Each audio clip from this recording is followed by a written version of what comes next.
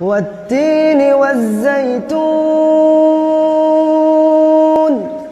وطور سينين وهذا البلد الأمين